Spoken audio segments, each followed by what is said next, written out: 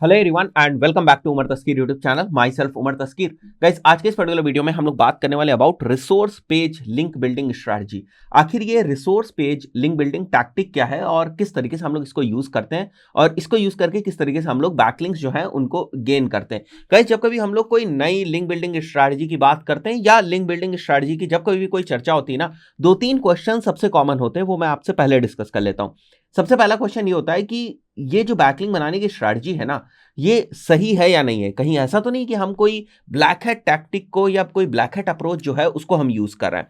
तो इस particular case में आप इस बात से श्योर हो जाएं कि रिसोर्स पेज लिंक बिल्डिंग एक पावरफुल बैकलिंक स्ट्रैटेजी है और कहीं से भी इसके अंदर ब्लैक हैट जैसा कुछ भी नहीं है। तो एक चीज तो ये क्लियर हो गई। दूसरा जो क्वेश्चन आता है लिंक बिल्डिंग स्ट्रैटेजी से रिलेटेड, टैक्टिक से रिलेटेड, वो ये होता है कि जो भी लिंक बिल्डिंग की अप्रोच हम यूज करें वो स्केलेबल हो। मतलब ऐसा ना हो कि हम उस स्ट्रैटेजी के थ्रू एक ही दो बैकलिंक्स बना पाए, उससे ज्यादा हम बैकलिंक्स ना बना सके या ना बना पाए, राइट। तो रिसोर्स पेज लिंक बिल्डिंग की जो स्ट्रैटेजी है ये स्केलेबल भी है। यहां पर जो आप इमेज देख रहे हो ये बेसिकली एक मॉज जो हमारा टूल है, मॉज रिसर्च की ये कुछ इंसाइट्स हैं जो आप देख रहे हो। 2017-18 के आसपास मॉज ने एक रिसर्च करी थी और बहुत सारे लोगों से पूछा था कि वो किस टाइप के जो बैकलिंक्स हैं वो आज के टाइम में क्रिएट करें। तो यहां पर अगर आप देखो तो बहुत सारे लोगों ने बताया था कि वो रिसोर्स पेजेस को और लिंक लिस्ट पेजेस जिनको भी बोला जाता है, रिसोर्स पेजेस का ही एक तरीके से दूसरा नाम लिंक लिस्ट पेजेस है, तो उनको यूज करके बहुत सारे जो लोग हैं वो बैकलिंक्स जो है वो क्रिएट कर रहे हैं। अब सबसे इंपॉर्टेंट चीज जो हमें समझनी है कि आखिर सर ये रिसोर्स पेज का मतलब क्या है और रिसोर्स पेज की हेल्प से किस तरीके से बैकलिंक्स बनाए जाते हैं और आप प्रैक्टिकली किस तरीके से बनाएंगे। तो इन सब चीजों को आप डिस्कस करते हैं, राइट।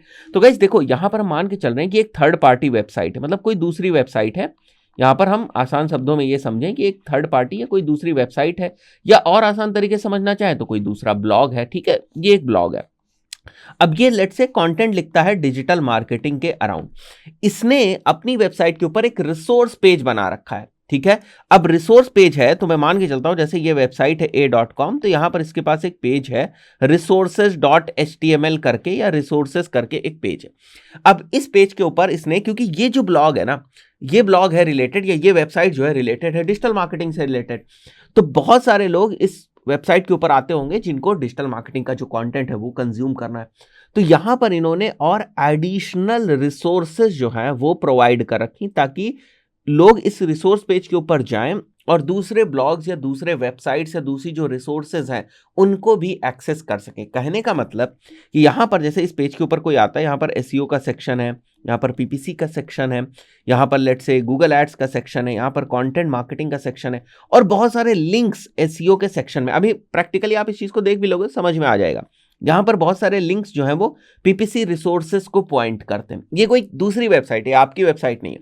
अब यहाँ पर आपकी वेबसाइट है जिसके लिए आप क्या कर रहे हो, जिसके लिए आप बैकलिंक्स बनाना चाह रहे हो और आप भी एसईओ के बारे में लिखते हैं, आप भी पीपीसी के बारे में लिखते हैं और आपने बहुत ही अच्छा कंटेंट ना एसईओ के अराउंड लिखा हुआ है, एसईओ के बारे में लिखा हुआ है, एसईओ के ऊपर लिखा हुआ है। आपने बहुत ही सॉलिड कंटेंट, प्रॉपर रिसर्च करके आपने जो कंटेंट है वो पीपीसी के बारे में लिखा हुआ है। तो आपका जो कंटेंट है वो एक एज अ रिसोर्स है बहुत सारे लोगों के लिए, ठीक है। तो आप ऐसी बहुत सारी जो रिसोर्स वेबसाइट्स हैं उनको आप सर्च करोगे जो यहां पर आप देख रहे हो और आप आइडेंटिफाई करोगे कि आपकी निश की ऐसी कौन सी वेबसाइट्स हैं जिनके अपने रिसोर्स पेजेस हैं और वहां पर आप अपना लिंक जो है वो डाल सकते हैं। अब ये थोड़ी सी मेहनत का काम है, क्यों? वो इसलिए क्योंकि जब कभी भी हम लोग इस टाइप से अप्रोच करने की बात करते हैं, यानी कि आउटरीच करने की बात करते हैं, एफर्ट्स लगते हैं और अगर हमने सही तरीके से जो हमारे आउटरीच कैंपेन्स है, आउटरीच ईमेल्स हैं, आउटरीच अप्रोच है, उसको नहीं डिवाइस किया तो सक्सेस परसेंटेज बहुत कम होता है। बट इस टाइप के बैकलिंक्स भी बहुत पावरफुल होते हैं। जैसे हम गेस्ट ब्लॉगिंग की बात करते हैं तो गेस्ट ब्लॉगिंग में भी आपके जो रीच के ईमेल्स है ना वो काफी पावरफुल होने चाहिए।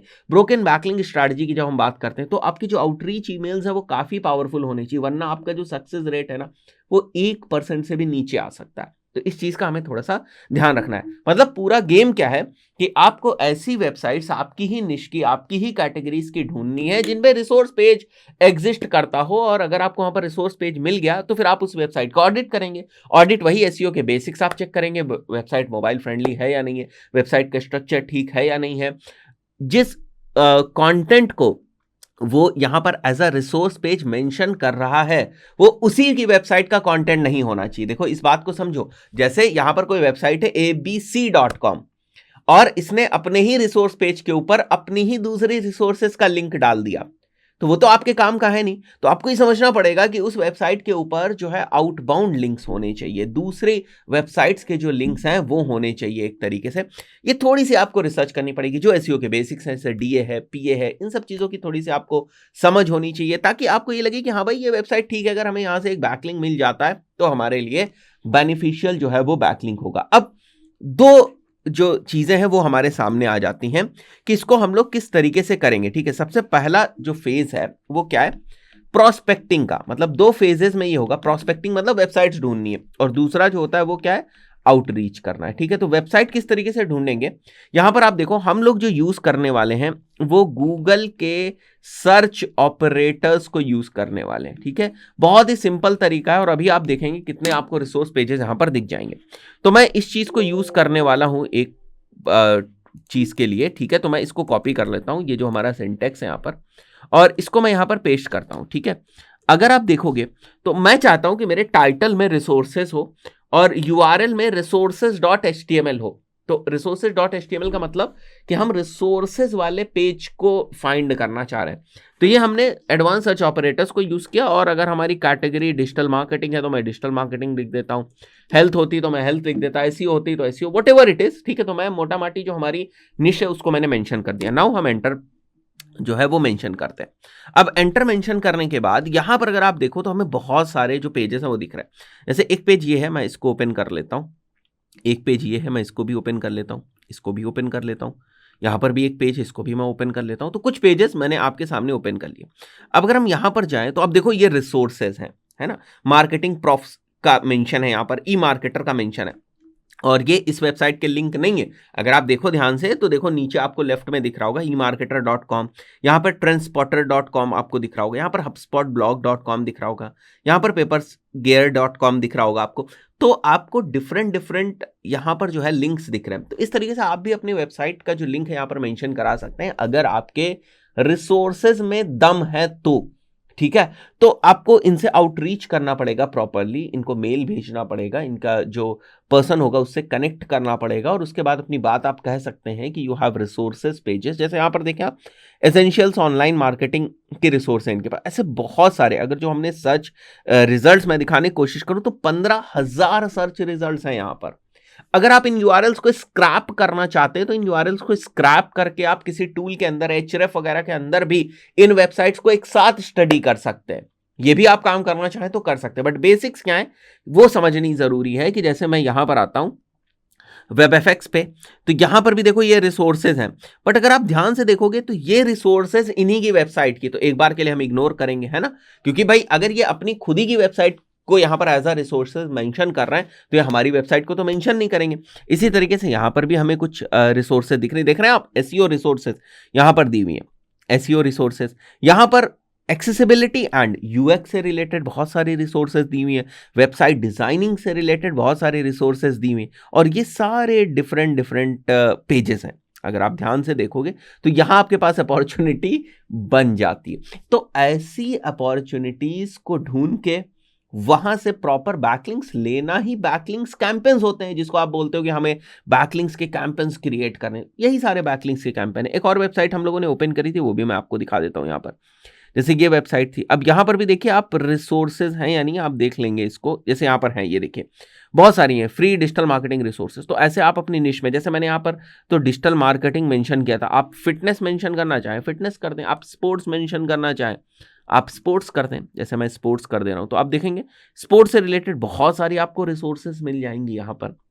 अगर आप फिटनेस करना चाहते हैं तो फिटनेस कर दें, आप ट्रैवल करना चाहते हैं आप ट्रैवल कर दें, जो भी आपकी निश है वो आप यहाँ पर मेंशन कर सकते हैं, उससे रिलेटेड बहुत सारी आपको रिसोर्सेज जो है वो मिल जाएंगे। ये नंबर काफ़ी हाई होता है, बट थोड़ा सा आपको एसईओ के बेसिक्स के जब समझ होती है तो वो चीज़ आप कर पाएंगे। इस चीज़ का अगर आप चाहें तो स्क्रीनशॉट भी ले लें। ठीक है, मैंने सिंपल सा एक आपको गूगल का सर्च ऑपरेटर बताया, और भी डिफरेंट डिफरेंट टाइप्स के गूगल के सर्च ऑपरेटर्स होते हैं। अगर आप गूगल के ऊपर सर्च करेंगे तो गूगल के सर्च ऑपरेटर्स भी आपको बहुत ज़्यादा मिल जाएंगे। तो थोड़े से एडवांस सर्चिंग के लिए इन सब चीज़ों का यूज़ होता है। Over the period of time आपको धीरे धीरे चीज़ें भी समझ में आने लगेंगी। दोस्तों आशा करता हूँ ये भी एक आपको जो लिंक बिल्डिंग की स्ट्रैटेजी समझ में आई होगी कि इसका पर्पस क्या है और ये लिंक्स बनते कैसे हैं। अब बनाने की जो प्रोसेस है उसके लिए जो मैंने प्रोसेस आपको बताई वही आपको फॉलो करना है।